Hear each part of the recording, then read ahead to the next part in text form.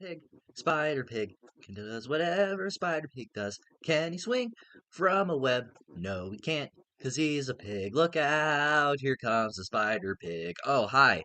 Hey guys, how is everybody doing? And welcome to my Spider-Man review series. In little under a week, the release of the brand new Spider-Man movie, Spider-Man Brand New Day, brand new movie, brand new day, all came together there. I will be going through all of the live action Spider Man movies. So I'm going to be talking about the Tobey Maguire trilogy. I will also be talking about the two Andrew Garfield films. And I will also be talking about Tom Holland's original trilogy with Homecoming, Far From Home, and No Way Home, all leading up to the release of the brand new film, Brand New Day.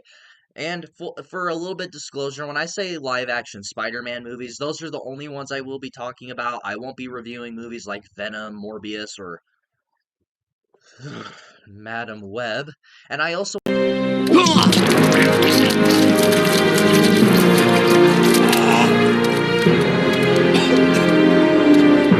won't be reviewing the Spider-Verse films as of right now. Not now for multiple reasons. Like, one, it's not live action, because obviously it's animated.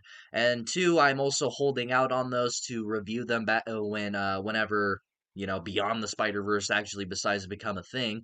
So I will be holding off on those. For the next couple of days, you will be getting my thoughts on the Tobey Maguire films, Andrew Garfield, and Tom Holland's, all leading up to a Brand New Day, which is probably my most anticipated film of the entire year. Now, before I even begin on this review, today's a very special day. Not only one am I starting a review series that I have been wanting to do for a very long time, ever since I started this channel, but two, I'm also talking about my all-time favorite superhero. This was the guy that I grew up with. This was the guy that I idolized, the guy I looked up to growing up.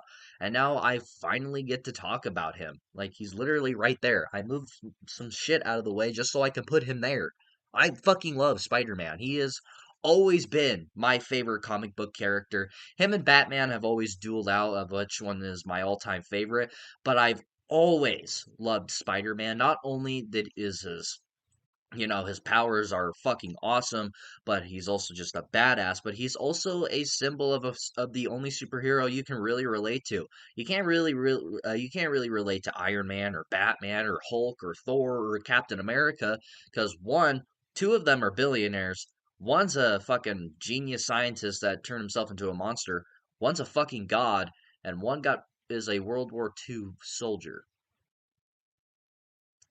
Yeah, it's kind of hard to relate to all those dudes, but Spider-Man is just a normal dude. He's just some guy that is just a teenager that got superpowers and you realize that he needs to use them for good. So Spider-Man has always just been the character that not only one is he my favorite because he's a badass, but two, he's also the most relatable. But enough stalling, enough talking about my love of Spider-Man. How about I talk about my love for Sam Raimi's Spider-Man? I've been talking about a lot of Sam Raimi this year, haven't I? It's not on purpose, I promise. Okay, I lied. It is on purpose.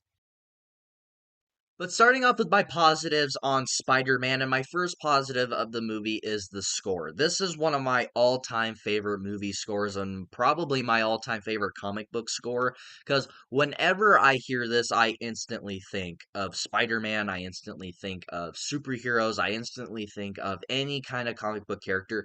You can honestly play like maybe two notes of this score, or just like, one simple sound out of this score, and I will instantly recognize it. And I think any comic book fan will recognize it because this is just one of the all-time best scores when it comes to comic book films. And recently I just got done talking about the Dark Knight trilogy, and I talked about the score there. But to me, just nothing will ever touch this score. Not only is it just fucking, it gets you pumped. One, it also just sends absolute goosebumps down your back whenever you hear it, but it also just symbolizes Spider-Man, and it just symbolizes the character of hope and, you're not alone in a way. That's how I've always viewed Spider-Man, is he's a superhero. Like, when I talk about how he's one to relate to, he symbolizes that you're not alone, and that's what this score symbolizes, and I really, really enjoy that about the score. It's like, it's kind of hard to just not it's kind of hard not to talk about it without just repeating myself, but this is just an awesome score, and whenever I hear it, I just get fucking pumped. And you can't going without talking about this movie without talking about its cast, because the cast throughout this entire film and hell throughout this entire trilogy are nearly like S tier like castings or A tier castings. But like whatever tier you put them in, these are generational castings in my mind. Maybe that's a little bit overdoing it, but these are great castings. Whatever character it is, they just do an amazing job. Now the two standouts of this film are Tobey Maguire and Willem Dafoe. Those two are, you know, those are the two comic book castings that come to my mind whenever I think about a comic book film. Not only is Tobey Maguire my absolute favorite Spider-Man, but Willem Dafoe is also an amazing villain and an amazing antagonist throughout this movie. And he is honestly my favorite villain throughout this entire trilogy. And hell, he might even be my all-time favorite Spider-Man villain because when I watch this movie, that's who just that's always the villain that I gravitate towards. Whenever I see a Green Goblin, now he can get like could be someone that as an A-list actor and play the role. And I probably think he would be good, but I don't think he would touch Willem Dafoe. Willem Dafoe is what made me fall in love with the Green Goblin character, and he made me kind of fall in love with, you know, this version of him because Willem Dafoe kind of gives like his own version of the character from what it seems, and they kind of go with this Joker like route with him. This is before the Dark Knight, but Green Goblin of the in this trilogy has always been like the Joker of the trilogy. He's always been Spider-Man's Joker, if you ask me. This is like his arch nemesis, maybe. That and Doc Ock, because he has more of a personal history with him. But Willem Dafoe, he has always been one of my all-time favorite villain castings, and I was so excited when he came back in No Way Home. I remember to this day when he was announced that he was coming back in No Way Home, I was so fucking over the roof excited because I'm like, I can't believe it. He's finally coming back. And even outside of him, you got to talk about the main guy himself, Tobey Maguire. Tobey Maguire as Spider-Man and Peter Parker, he is my all-time favorite Spider-Man. This has always been my Spider-Man. Now, Andrew Garfield and Tom Holland, I'll talk about them when I get to their movies. They do a good job in both roles and both personas, but no one has ever touched Tobey Maguire for me. This is the guy that not only one that I grew up with, but this was the one that made me fall in love with Spider-Man. Not only does he have the quirkiness to him like Spider-Man does with his, one-liners and messing around, like the scene that comes to my mind is when he like shoots webs at JJ and telling him basically to shut the fuck up for a second. And not only does he just have the personality and the quirkiness of him, he also Away from you. That's a cute outfit. Did your husband give it to you? shows the emotional side of this character as Peter. I will get to the Peter Parker stuff here later, but Tobey Maguire also just adds this emotional level to it. Not only is he just a badass and that quirky little superhero that we know and love. He does a good job of showing the emotional side of him, of Peter, and the emotional side of Spider-Man, of trying to kind of balance out his life. We don't see it as much in this one as we do in the sequel, which I'll get to that when I get to that film. But even in this first film, it shows that balance of his life, and Toby does an amazing job at that. Like the scene where Uncle Ben like gets shot and killed, like you feel the emotion. Now, yes, these movies are a gigantic meme. There are tons of memes out of these entire movies, and that especially the crying scene when Uncle Ben dies. That is meme to death, but it's still an emotional sequence where you kind of feel his emotion and his anger and his pain. I've always fucking loved that. And just, whenever I think of a Spider-Man, my brain instantly thinks of Toby. Now, a lot of people say they don't like him because he is too old for the character, which I can understand. That's why a lot of people probably like Tom Holland as Spider-Man because he actually is the age that Peter Parker should be. But let's be honest. Andrew Garfield isn't the same age as it wasn't the same age as Tom when he started either, but you fuckers still love him, so shut up. But Tobey Maguire, he has always been my Spider-Man, and he will always be my Spider-Man. He does an amazing job as Peter and Spider-Man. Just he's always been my guy. And just every time I rewatch these movies, I seem to just love him more and more. And even outside of those two, Kirsten Dunst as MJ. Now, I have my personal feelings about MJ later, but Kirsten Dunst, whenever I think of MJ, whenever I think of a love interest for Spider-Man, I instantly think of Kirsten Dunst. Now, her character, I don't have the best feelings for, but her performance and her portrayal of this character and what they go for, I've always really enjoyed. And then you got fucking James Franco, of all people, to play Harry Osborn. He's in this movie, and excuse me, yeah, and James Franco gives a pretty damn good performance in these movies and as Harry. So whenever I picture Harry Osborn, I instantly think of James Franco. He does a really good job in showing the personality of this character that I've always really enjoyed. And you also have like other small roles, especially what the fuck is his name? Who is the guy that plays JJ? Oh my god. How can I not remember? He plays Omni Man. I'm a fucking idiot. What is wrong with me? What's his name? I'm looking it up. I'm looking it up. I don't care. I'm blanking on names. Shut up. J.K. Simmons. I genuinely don't remember. I genuinely could not remember his name. How can I not? He's a fucking Oh, I'm embarrassed about that. But either ways, J.K. Simmons, he is an amazing as JJ. Whenever we think of JJ, we think of this dude. Hell, he even showed up in Spider-Man No Way Home, in Far From Home, in a different universe of Spider-Man, and a whole new Spider-Man, by the way. That's how damn good he does as JJ. And I love the story of how he became JJ too. But and how they perfectly, you know, cut his hair and gave him the mustache and the personality of JJ for like right out of the comics. This dude acts and looks just like JJ out of the comics, and I absolutely love how they brought him to life. And that is all due to J.K. Simmons. That is another generational casting in this movie, which just shows all of the great castings in this movie down to Toby, William, Kirsten Dunst, James Franco, J.K. Simmons, all of these amazing actors and just such an amazing casting throughout this entire film and throughout this entire trilogy. As time goes on and the more Spider-Man movies that we get and kind of mainly talking about Spider-Man Tom Holland Spider-Man movies in the MCU where there's these big universe like films whether in Homecoming it included Iron Man and it didn't really let him be his own thing or in Far From Home where he's traveling to London and all the stuff going around with Mysterio and basically him still not be able to escape from Iron Man's shadow.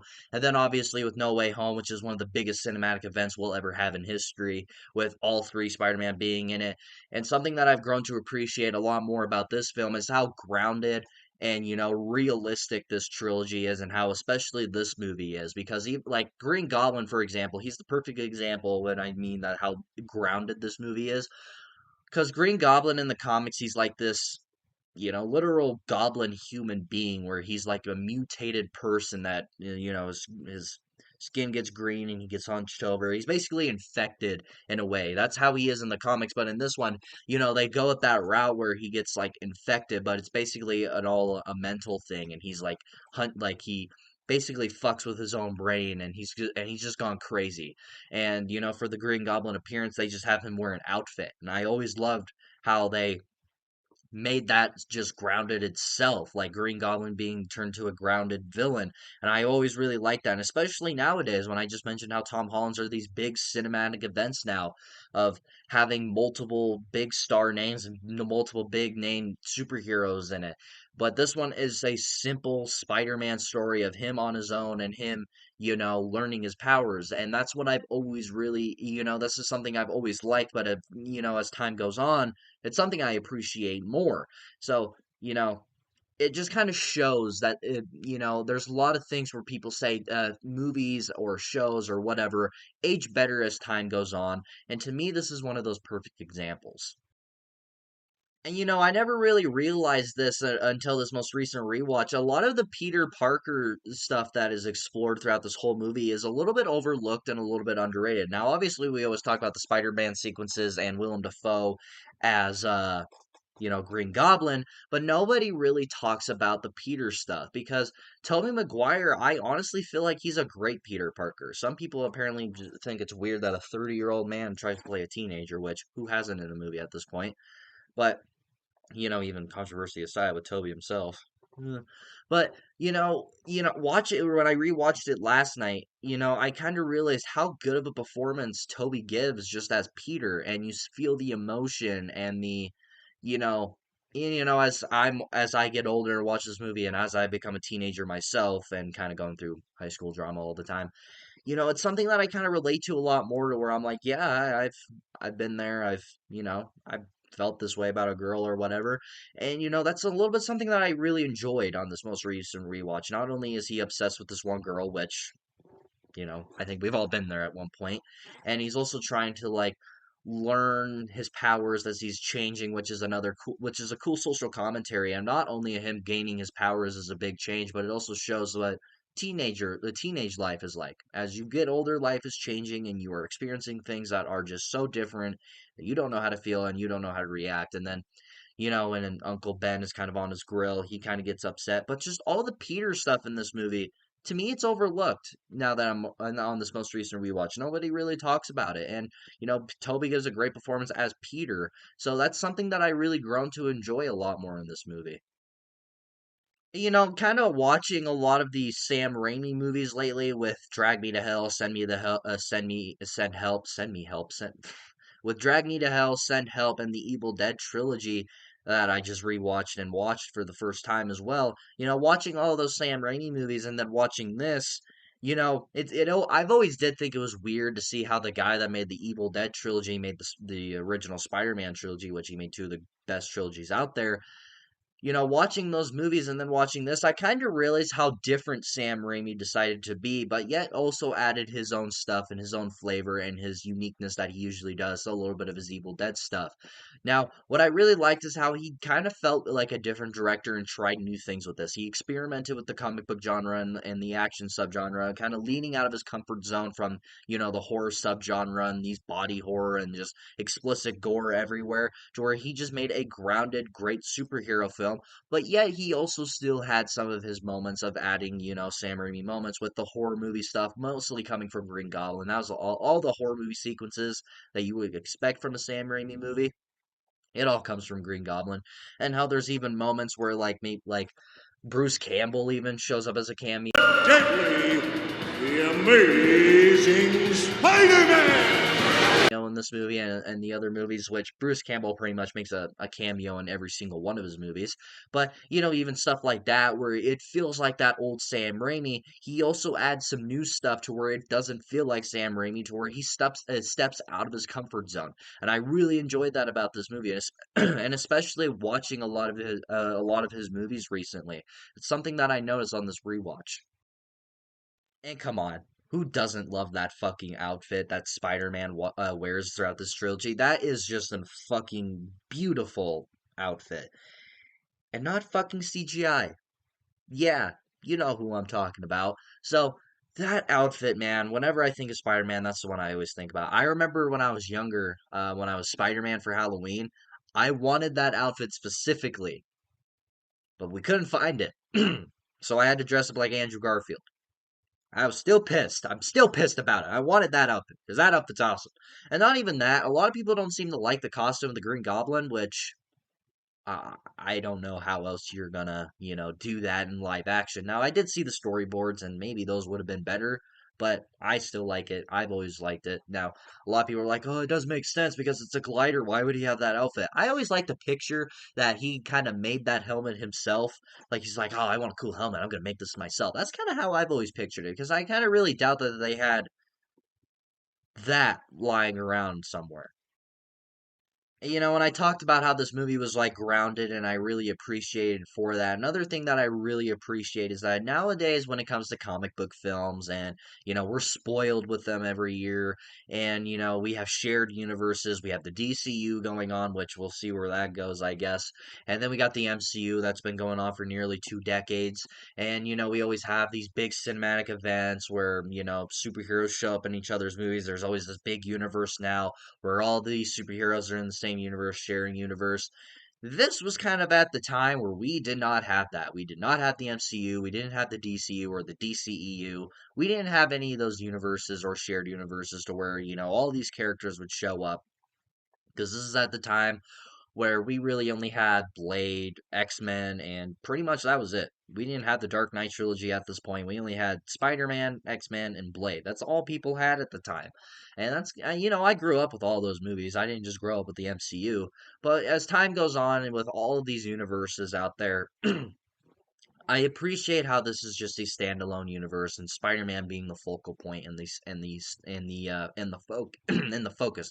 My voice is gone ever since Tuesday at that concert, man. But as time goes on with all these big universes and superheroes showing up in all these big projects, it just feels good to watch a superhero film where we don't need to do a lot of homework to watch one single film, especially of Doomsday. We're gonna have to do so much homework just for that one fucking movie, which it has a bunch of people in it, so shame on us, I guess. But, it feels good. It feels good to just watch a Spider Man film, not having to do homework, not having to worry about seeing characters that we don't recognize, and just watching a standalone, grounded superhero film.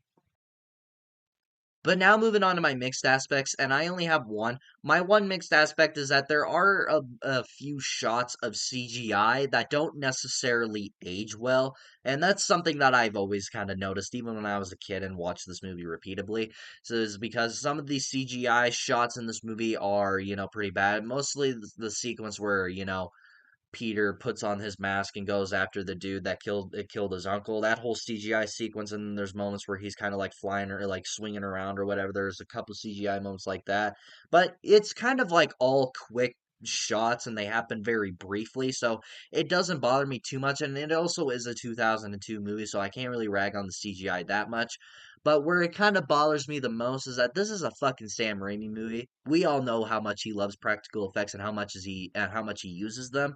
So to see him use CGI, I feel like is a fucking crime against humanity. Whenever I see this guy use practical effects, we all know what you can do with practical, you motherfucker.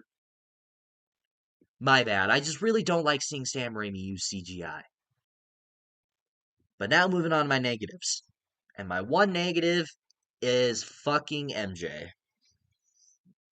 I love Kirsten Dunst. She does an amazing job in this role, and she captures what this character is in these movies and what they go for here.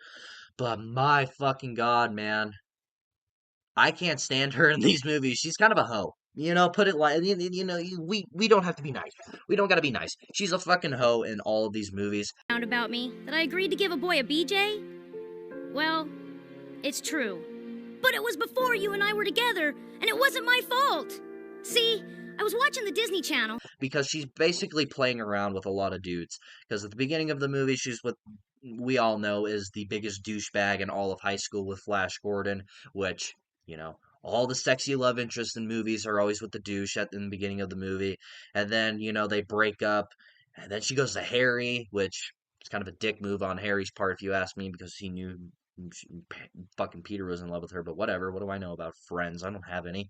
But, and then she goes to Harry, basically, whatever reason. And then while she's with fucking Harry, she's flirting with Peter because everybody and their fucking mother knows that Peter's in love with MJ. So she's kind of flirting with him where Peter asks, it's like, oh, how are you and Harry doing? Oh, never mind, it's none of my business. He goes, are you kind of just asking out of curiosity? And I'm like, dude, come on. Like, fucking. And then she, like, wants Peter to want her, like, the way she's acting. She's trying to get Peter to want her when everybody fucking knows he wants you, you bitch. And then at the very end, where she can't climb down the fucking rope to fucking save the children, it's like, bitch, just climb down the damn rope. Sorry, just this version of MJ pisses me off. Now, yes, whenever I do think of MJ, I do think of Kirsten Dunst. I do think of these movies. This is who I picture whenever I think of MJ. Now, hopefully, there's the better depiction. I don't really ever think about Zendaya. Sorry, but I don't think about her whenever I think of MJ. Sometimes I kind of forget she's MJ. But whatever. I keep burping. Excuse me. But just, just the insufferable bitch that she is, man. But overall, guys, I fucking love this movie. This is one of my all-time favorite comic book films. This is one of my all-time favorite movies. This is one of my favorite action movies. Whatever category it falls into, it's one of my all-time favorites. This is the movie that made me fall in love with Spider-Man, and it kicked off one of the best trilogies that we have today, and one of the best comic book trilogies that we have today. This is one of my all-time favorite films, and if you have not checked it out, please get out of whatever rock that you are under and watch it. Like right now. I'm not joking. Right now. But what do you guys think about Spider-Man? Have you seen it? What do you think about it? Do you like this movie? Do you not like this movie? Is this your favorite of the trilogy? Is this your least favorite of the trilogy? Let me know in the comments below and we shall talk about it. And if you like this video, like it. And if you love it, subscribe to the notification so you will get notified for all of my latest videos. And you will be getting notified for all of my other Spider-Man reviews that are be coming out for the next couple of days. Thank you all so much for watching. And of course, until my next video, I'll see you all next time.